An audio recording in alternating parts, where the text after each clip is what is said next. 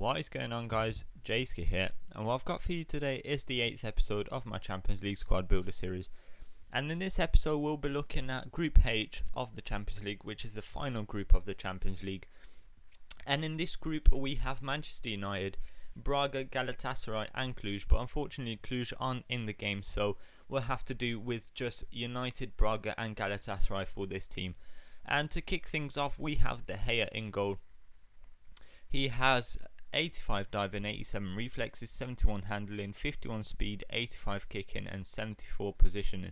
6'4", 1,700 coins he cost me, and he's definitely not the best keeper in the game at all. It seems that whenever I come up against him, he seems to be just absolutely unbeatable, but then when I have him in my team, he just lets in more than he can save, so I wouldn't recommend him from my experience anyway. In the right back spot is Sarioglu, 90 pace, 74 dribbling, 56 shooting, 74 defending, 66 passing and 65 heading, 5'7", 6,500 coins. And this guy is not a very good right back defensively, but attacking wise he's okay. His pace is his best attribute by far, so I wouldn't recommend him for the price I got him for, which was 6,500 coins. Definitely not. In the first centre back spot is Semikaya, 75 pace, 66 dribbling, 35 shooting, 78 defending, 62 passing and 82 heading, 6 foot tall, cost me 600 coins, and for that price he is a very decent centre back. His tackling and defensive game are very good, but attacking wise, when he goes up for corners, so sort of like attacking headers, trying to score, he's not very good at heading the ball, so in that aspect of the game he's not very good, but defensively he is a good player. In the other centre back spot we have Chris Smalling, 74 pace, 61 dribbling, 22 shooting, 80 defending, 62 passing and 72 heading, and he is a very decent centre back for that price, which was 1,500 coins or there around. He can pull off some nice tackles, he can score a few goals as well when he goes up for corners, and but his defensive game seems to be better again than his attacking play. He doesn't score many goals, but he can score a few. So overall a pretty decent centre back. In left back we have Alexander Butner.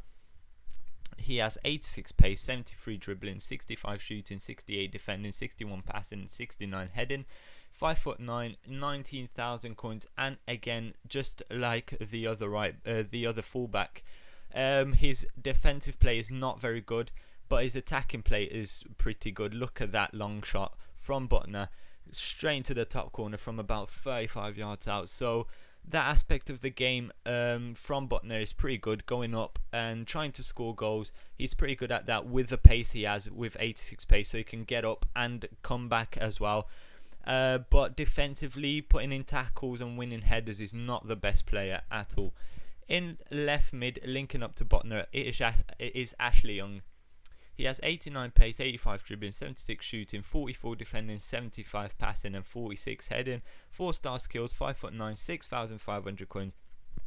And there are definitely better options in the Premier League, but he is also a very good player. I wouldn't take anything away from him. His shooting is pretty decent, he can score a few goals.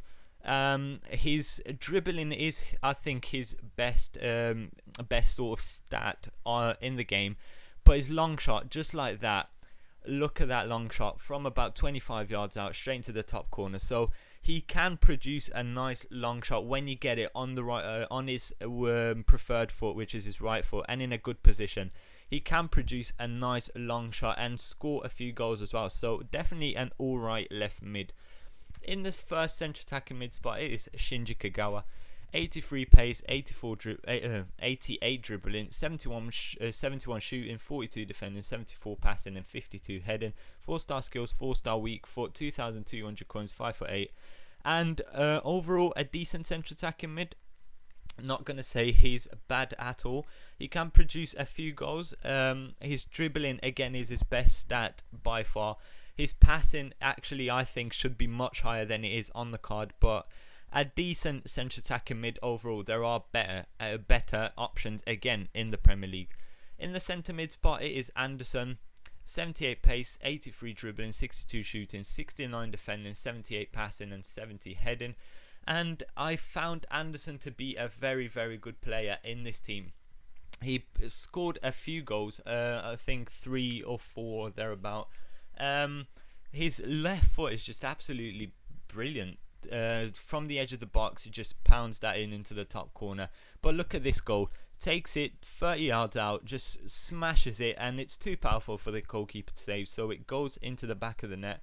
So I found him to be a very, very good player indeed, and for 600 coins also very, very cheap as well.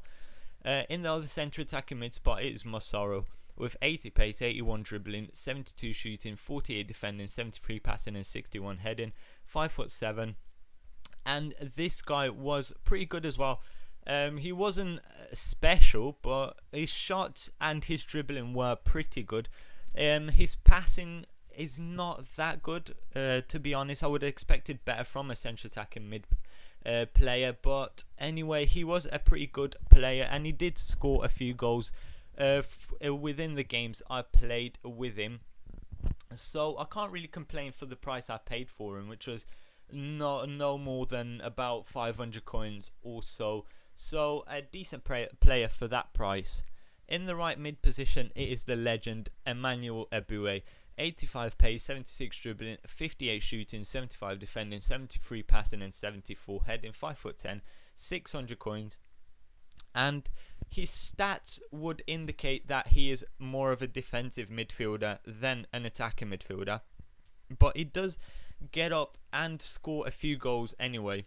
And the 58 shooting stat on his card is definitely a lie, because his shots are much better than that. He can finish when you give it to him on his preferred foot. He will finish when it is sort of within the box area. So a pretty decent player for that price. In the striker position, all on his own, it's Rodrigo Lima with 81 pace, 79 dribbling, 81 shooting, 53 defending, 67 passing and 74 heading. And he did score, I think, only 4 or 5 goals in 10 games. So I would have expected more for a striker, and he wasn't really living up to the expectations I had of him, because he does have some really good stats, even though he's a non-rare. But he can produce a few goals. I'm not gonna say he doesn't score at all, because that's just completely a lie. But I would like him to produce more goals than he does. But his finishing stats seem to be very good anyway. But that is it for the team, guys. That is the best team I could come up with from that group. So it wasn't the best team to play with. I'm not going to say it was a very good team, because it just wasn't. Defensively, it was not that good. In the midfield, it was okay. That was the strongest part of the team. But up front, it was lacking goals as well. So thanks very much for watching, guys. And if you do enjoy this series, please make sure to subscribe to my channel, as I will be putting out more of these episodes once the last 16 of the Champions League is announced. That is tomorrow. So thanks very much for watching. I will be back with another episode probably next week. So I have been Jayski, and I will see you in the next episode. Cheers.